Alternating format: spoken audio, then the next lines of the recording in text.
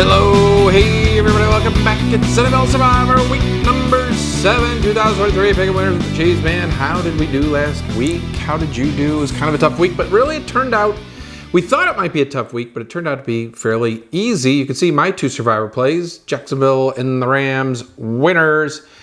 Real quick, it's with a heavy heart that we do this video in memory. Rest in peace, Robert Chazar. We called him Mayor Bob, 80 years old. His birthday coming up. Just missed it, but gonna miss him. He was always super supportive of me, and besides serving as mayor and serving in many other organizations and volunteer activities and helping people, he also loved fantasy sports, and I will say he's probably one of the best fantasy basketball players I ever played against, and we're definitely going to miss him. Anyways, this week he helped us get through with Jacksonville and the Rams. You can see there the two pools that I've left, the big pool. However, on my top 5 plays, it was a rough week, our worst week of the season, 1-4. At least on the year, we're still 17-13 on top 5s. You can see started with Minnesota and Chicago over.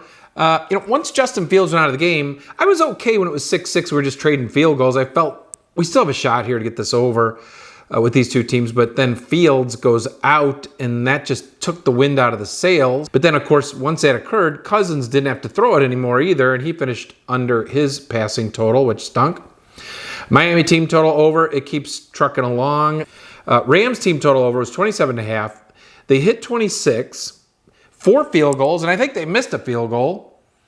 And then Puka Nuka, my guy, drops a touchdown right in his hands. He should have had it. And that clearly would have gotten us the over there, so that was a bummer. You always hate seeing your guy, right? Because you can see the next one, Puka Nuka receiving yards over, and he didn't come close this week. Bonus plays, you can see New England, Las Vegas under. New England still can't really score. Kyron Williams hit the over rushing yards. Seattle, Cincinnati over. That did not hit. Great game. Both teams flung it around the field. They just couldn't score. A lot of fourth down misses. KJ Osborne over hit. Buffalo team total, that was a horrible game for the Bills. The Giants actually had a shot to win. If they could have just punched one in, those 3 field goals early on, as a whole different game, they should have won it. But Buffalo squeaks it out. They don't hit their total over. Now, on the good news, we had a FanDuel victory. Check this out. Nice win. It's always fun to win those tournaments. So, hey, you got to like it. It had at least some good results from last weekend. Let's take a look at the primary poll. 1,791 entries we started with. 381 remain. 43 were eliminated last week, about 10% of the remaining pool. I see top win choices. Buffalo Rams, Miami, KC, etc. Top loss choices. Philly and San Francisco really the only big losers. The 2 undefeated teams. So, that just tells you how crazy Survivor can be. 2 unbeaten teams going into last week. They both go down. San Francisco misses a field goal by an inch. It seemed like it was an inch. Rookie kickers, man. I don't like kickers, but that's the only thing I don't like about San Francisco is having a rookie kicker going into your postseason this year. He's never played in one. Anyways, Philadelphia just misses too. Jets defense, man, got it done at the end there. Hey, we have a mid-year Survivor pool coming up. Starts this week. If you want to play, email me right away, mcheeseman95@gmail.com, and we'll get you in. What's cool about this pool, it has some unusual pieces to it. But it begins with Week 7's games. It goes all the way, well, first, you're allowed to revive if you lose Week 7. Okay, so you do get one kind of mulligan. But it goes all the way through the Super Bowl, and you can only use each team once. So one of the things you're trying to do is figure out which 2 Super Bowl teams are going to be there in the end, and you need to save them, right? It's a fun pool. Hit me up if you want to play. All right, let's get into our keys NFL Survivor metrics. You can see here, hey, home teams finally get over 500 for the year. They have a nice week, go 10-5. And our favorites, a big week, and now they're climbing up towards 67%. You can see home favorites, a huge week as they move up the charts. And then our away favorites actually slid down a notch. They're coming back down towards their normal 64%, but they're still doing well. Kansas City wins Thursday night, makes us 4-2 there. Top 5 Survivor plays were 4-1 last week, gets us to 20-10 overall, 67%. Against the spread, you can see this is wild now. Favorites are getting it done against the spread. You can see they're 4 or 5 points higher than the norm. Home favorites are now 2 points ahead, and away favorites are still getting it done. They're at 60% still, well above where they normally at. Now the over-under, wow, whoa, 2-12-1 last week. 2-12-1, one of our worst weeks ever for the over. The under is just partying, right? There have been crazy under parties everywhere. But we're 36-56. The under right now is winning 61% of games. Just to give you an idea for you inexperienced gamblers, if you just bet the under every game this year, you would be looked at as a really good player. 61% is an excellent victory total. Are overs going to catch up? Or is it just another under year? I'm going to show you some stuff in a little bit here. 6-point favorites, 21-6 now. They go 4-2 last week. Now, we told you, we could see some more upsets in the 6-point favorite group, and we did. We're now up to 6 on the year against the spread. They're still doing well at 57%. So normally we would have about 22 6-point favorites get beat, upset during a season, an 18-week season. So far we have 6. We have 16 more to go to hit our normal average. Down below there, you can see last year through week 6, we were those favorites were 16-12 only. This year they're 21-6, so doing much better. But we're going to see some hits come up here. Week 7 is one of the toughest weeks we're going to see in Survivor. Why? First of all, we have 6 teams on bye. So we only have 13 games to choose from, and we only have 3 6-point favorites. We have some really good games this week that take away from our normal list of choices, right? I mean, Miami-Philly is one of the biggest games of the year, and I don't see how you play that in Survivor. It just doesn't make sense. You can get those teams at better plays in a better week, but looking at our 3 biggest favorites, you can see that you got Buffalo, 8.5-point favorite over New England. That's in New England. Seattle's an 8-point favorite over Arizona. And then our other big favorite is San Francisco at Minnesota. San Francisco, of course, coming off a loss where they just lost by inches on that field goal try. All right, our home and away favorites, straight up using our spread quartiles, if you will, categories. The 0 to 3-point home favorites have now reached their norm, 52% winners, but the 3.5 to 5.5-point home favorites are still 17 points below where they're normally at. This is straight up, in that spread category, but it's straight up winning the game. That's bizarre. Now, the 6-point favorites and higher at home are doing really well. You can see they're above their norms, doing tremendously well. On the away side, our away favorites, again, straight up. In the low end, 0 to 3, they're doing phenomenal. 3.5 to 5.5, phenomenal. In the top 2 categories, they're struggling a bit, down a bit from where they should be. Now, against the spread, it's a similar situation, except home favorites, again, against the spread at 0 to 3, 7 points below norm. Just not getting it done. 3.5 to 5.5-point favorites against the spread have climbed to where they're right where they should be, basically. And then 6 points and higher against the spread, home favorites are doing great. So home favorites, 6 points and higher, you can bet them. They're doing really well. On the other side, away favorites, look between 0 and 3 and 3.5 to 5.5 points. They're doing phenomenally well. So those away favorites, 0 to 6 points, 0 to 5.5 points, go get them. And then you can see when you get to 6 and higher, that's where the away favorites struggle a bit against the spread as well, all right? Got it? Got it? Got it. Okay. Something interesting here. We just experienced OU's where's the O? It's like where's the beef? In the last 5 years, 87 total weeks, we just experienced the lowest average point per game score in 5 years. You can see down at the very bottom, we averaged 36.73 points per game. The unders were 12-2. And you can see we've only had 3 weeks in the last 5 years that finished at 40 points per game or less. And their OU records affiliated with those weeks, all pretty low. But let's take a look. We're now in the week after, right? So we want to know what happens the week after those horrible scoring weeks, and you can see I've listed each week their points per game during that low week, and then their points per game in the week after. So you can see all of them are at 45, 46, right? Ish, almost 47 the one year. And their OUs are definitely improved from the previous week. So last week we had 36.73 points. This week, can we expect to get up in that 46, 47 range?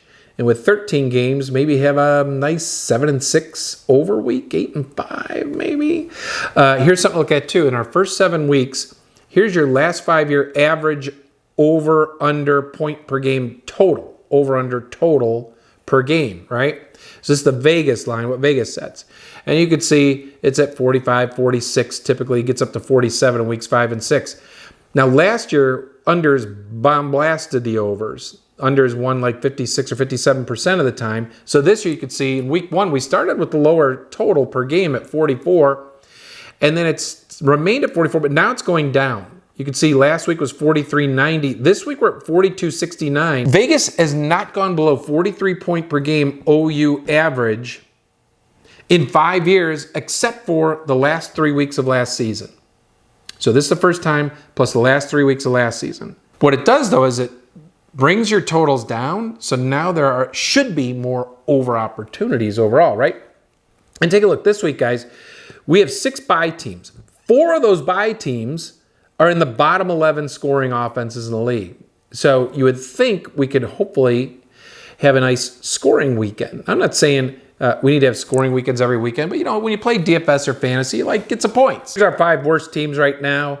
By Vegas odds, number 1 Arizona, 2 Chicago, 3 Carolina, 4 Denver, 5 New England. You can see they total a 4-26 record. So for survivor purposes, if you played against them, you would have won 26 times. That's a nice number. Of course, you would have got nailed 4 times. Those are the ones you got to watch out for, right? The Giants drop out, and New England moves into our bottom 5. Top 5 offenses and defenses. You can see Miami. Now, they had been averaging over 500 points a game. It's almost impossible to stay there. St. Louis has the all-time record at 442 yards a game. It's amazing that Miami is still up at 498 through 6 weeks. I think they'll have a pretty good week this week against Philly. Philly is the number 2 offense. So we're going to have a shootout there. It should be a great football game. Detroit's 3rd, Kansas City 4th, Buffalo 5th. Miami still leads in passing and rushing. Top 5 defenses, Cleveland. Now, remember last week we said Cleveland's going to have a test. They played San Francisco, one of the better offenses in the league, and Cleveland shut them down. Cleveland's still the number 1 defense by far. Baltimore is 2, San Francisco 3, Atlanta, and New Orleans. Cleveland, number 1 pass defense. Detroit, the number 1 rushing defense now. Detroit's defense has been great. They're top 10 defense now. Let's get into our in-play options this week. Here are the playoff team options. And our first choice is going to be Buffalo, an 8.5 point favorite over New England. Part of this is because Buffalo has won 4 straight and 6 of 7 from New England. And New England simply cannot score. I mean, you can see the offense rankings and defense rankings there on the left. Buffalo obviously is high at everything. Their one weakness is their rushing defense. But in the last 4 meetings, Buffalo has won by 12, 14, 30, and 12 points. They average 28 points a game. New England is only scoring at 12 points per game. One quick note here. Buffalo's the number 1 team in the league in getting sacks. New England is last. Okay, so it kind of tells you that Josh Allen might have a lot of time to throw the ball. If you give him a lot of time, it could be trouble for New England. On the other side, though, New England's only win, they ran the ball 40 times. That's a lot of rushing attempts in a game for 157 yards. And you can see the one weakness with Buffalo is that rush defense, right? So the key to this game is going to be, can New England run the ball? Can Stevenson and Zeke Elliott run the ball and get yardage against Buffalo and keep that offense off the field? If New England can do that, give them a shot. Maybe they cover for once. I don't know. I'm taking Buffalo, though. I think they win the game. Number 2 choice is Seattle, home against Arizona. Now, Seattle's won 4 of the last 5 against Arizona. Arizona's 0-3 in away games. And the average score in those games, they're only scoring about 14 points a game and giving up 27. I like Seattle at home. You can see they lost opening day to the Rams, but then they beat Carolina 37-27. And that's kind of how I see this game going. I don't think Seattle's going to completely shut Arizona down, but Arizona's defense is near the bottom. One thing you can look at here is, Arizona's strength is their rush offense. James Conner's out still, but Seattle's strength on defense is their rush defense. And so it kind of negates Arizona's best characteristics. And on the other side, Seattle should have no problem scoring points against Arizona. Nobody really has all season. I think Kenneth Walker could have a great day this week. I like Seattle. I'm going to play him in Survivor. Number 3 choice, San Francisco at Minnesota. San Francisco suffered their first loss. The question is, will McCaffrey, Debo, and Trent Williams play this week? Those are obviously big questions, but even without them, I'm still okay. I think San Francisco can win this game. They lost that game. The kid misses a field goal by 3 inches. Otherwise, we're talking about San Francisco being undefeated right now, right? And they played against the best defense in the league last week. And now you're going against Minnesota, who is an improved defense. But you can see overall they're about 15. They're mid-pack in the league still. So, and one thing we all know about, right, on Monday Night Football, San Francisco, great record. Minnesota, 31-36. Kirk Cousins, 2-10 on Monday Night Football. Nerf Cousins, 2-10 on Monday Night Football. I'm probably picking San Francisco for one of my survivor teams this week. You can see they average 30.5 points per game. Cleveland's the first team to hold them under 30. Minnesota's 0-3 at home. And their only wins this year against Chicago and Carolina. And what does Chicago and Carolina have in common? They're both on our worst 5 teams list. So they haven't really beaten anybody, certainly the strength of San Francisco. I like San Francisco to romp this game. Number 4 in play, we're going to go Kansas City Chiefs. Kansas City's beaten the Chargers 3 straight and 6 of 8. Now, the only issue here is 2 of those losses were in Kansas City. The Chargers play Kansas City in Kansas City as tough as any team in the league. The last 5 games between the 2 teams have gone over 50 points, but take a look at Kansas City's defense. They're number 6 in the league, number 6 against the pass, and that's the Chargers' strength. They throw the football. Herbert flings it all over the field. He has great efficiency. But overall, their defense is much stronger than previous years, and that's why we're seeing Kansas City play more unders. I put the key down there. Kansas City, number 2 pass offense against Chargers, number 32 pass defense. I think that's where this game's going to end up being won or lost. Here's our in-play options with non-playoff teams. Now, what's interesting is all of these teams still have an opportunity at the playoffs. They could get there. Looking at our teams, number 5, we're going to take the Rams here. But, here's one thing to note. Pittsburgh off a bye, 7-0 in the last 7. Pittsburgh 6-1 against the spread off a bye, just to note. Now, the thing against Pittsburgh, look at their defense and offense. Statistically, they're a mess. And defensively, they give up a ton of yards, both running and passing. But what does Pittsburgh do? They're one of the best teams in turnover differential. The defense tends to make key plays. In the games they've won, they beat the Ravens, they beat Cleveland. They had turnovers that were touchdowns. So the keys I put are, can Pittsburgh score, number 1, and the Rams number 6 pass offense because Pittsburgh's 23 pass defense. I think Stafford's going to have a fun time throwing it around. The real key is do they get touchdowns or do they settle for field goals and turn the ball over to Pittsburgh? That's the real key. Number 6, we're looking at Cleveland. I like Cleveland straight up to romp this game. I just think their defense is too strong. Number 1 defense. They are last in turnover differential. That's because their offense has a lot of turnovers. I mean, that's why they lost their games. It wasn't due to their defense. They're number 1. They're number 31 with 12 giveaways. They just turn the ball over too much. Indy has scored at least 20 in every game they've played this year. So their offense has been pretty solid. So it's going to be interesting to see if Cleveland shuts them down and holds them to under 20 points. Indy on the other side has given up 25 a game. Cleveland did outgain San Francisco 330-215. Now, Cleveland's playing with a backup quarterback. Sean Watson didn't play last week. So I don't want to hear the excuses of, McCaffrey got hurt and Debo got hurt and Williams got hurt during the game. Cleveland's without their starting quarterback, and they outgained the Niners. It just shows you how good Cleveland's defense is. So one of the keys here is, will Deshaun Watson play? If he plays, I like him even more. If he doesn't, I still like Cleveland. I think Cleveland's going to be able to run the ball all over Indy, which helps them chew the clock, keep Indy's offense off the field. Number 7, I'm picking Tampa Bay. Atlanta has not won on the road. They've won all their games at home, lost their games on the road. Tampa, both teams' defenses are solid. I was shocked to see Atlanta statistically, defensively is up there that high. But then when you look at their schedule, you realize they haven't really played a lot of good offenses, whereas Tampa Bay, you can see their 2 losses are to Philadelphia and Detroit, 2 of the 5, top offenses in the league. Their defense is really solid, especially look at the scoring. Atlanta's given up 20 a game, Tampa only 17 a game, and that includes against Philly and Detroit, right? So I like Tampa Bay here. They've won 5 of 6 against Atlanta. This is the battle for first place in the NFC South. Tampa is top 5 in turnover margin. Atlanta's in the bottom of the league. So that's one of the key differences in this game.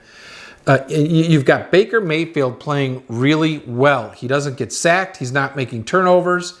He's managing that offense pretty well. Are they scoring a ton? No, but they're scoring enough. Atlanta and Desmond Ridder, on the other hand, he's a young guy who is going through the struggles of committing turnovers. And last week, how many 4th downs did they miss, right?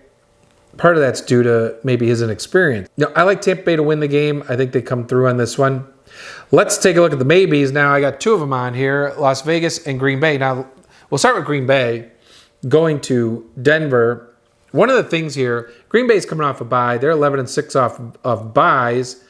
And they're 12-5 against the spread off buys. They're pretty solid. Look at that. Denver giving up 33 points a game. But if you pull that 70-pointer out from Miami, they're still giving up 26 points a game. That's a lot of points to be given up. I think Green Bay's going to score some. And I don't think they're going to stop Denver either. Looking at the Bears and Vegas, this is a weird game because we could see two backup quarterbacks. Will Fields and Garoppolo play? Right now, it looks like no. Right? So what's strange about this game, you could have Hoyer, who at least has experience in the league, right? Brian Hoyer versus Tyson Bagent. Now, Bagent in the preseason was pretty good. That's how he won the job.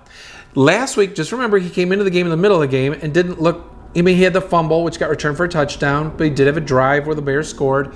I think this week with a week of practice, he'll be pretty good. I like this game to go over still, even with the backup quarterbacks. Las Vegas surprisingly has a near top 10 defense overall. They've been pretty good. But it is at home for the Bears. It'll be cold. You know, that might disrupt Vegas. So I wouldn't put it in play, but I think you could play Vegas if you needed to. Looking down at the maybes. Now, Jacksonville at New Orleans. This game started at New Orleans -3. It's gone down to -1. When I saw it -3, I'm taking Jacksonville. New Orleans has a really good defense. Top 10 for sure. I think it's top 5 right now. But Jacksonville's offense, you know, they had those 2 games where they struggled, and now they've bounced back in the last couple, and the offense is kind of cooking again. And even though New Orleans has a very good defense, I think Jacksonville will be able to score some points on them. I wouldn't be shocked if Jacksonville beat them. Washington Giants, last year, these two teams played to a 20-20 tie in New York. Ugh, right? Kissing your sister, the old tie. In our Survivor pool, if you tie, you're out. No way I'm playing this game for Survivor.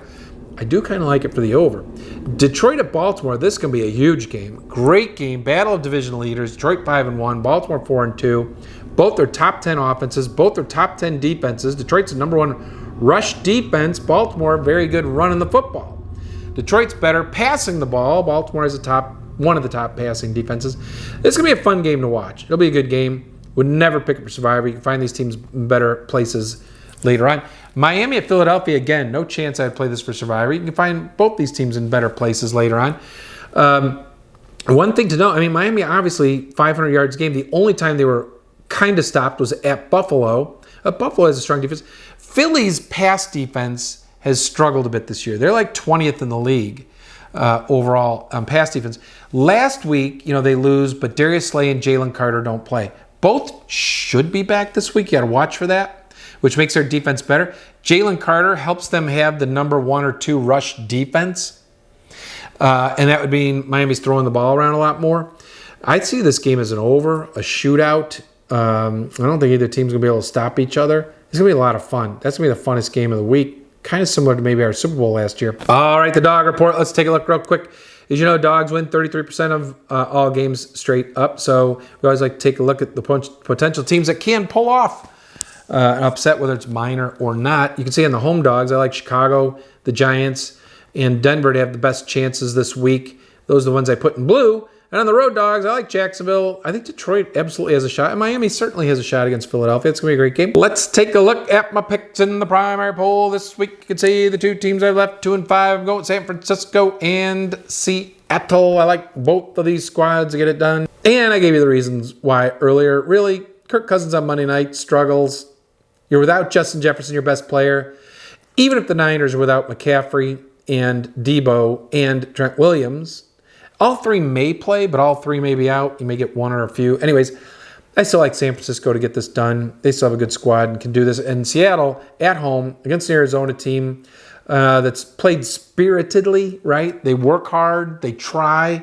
But overall, Seattle just have more talent and should have their way. Arizona's defense can't really stop anybody. That's what we're going with. Now as we get into our top 5 picks of the week.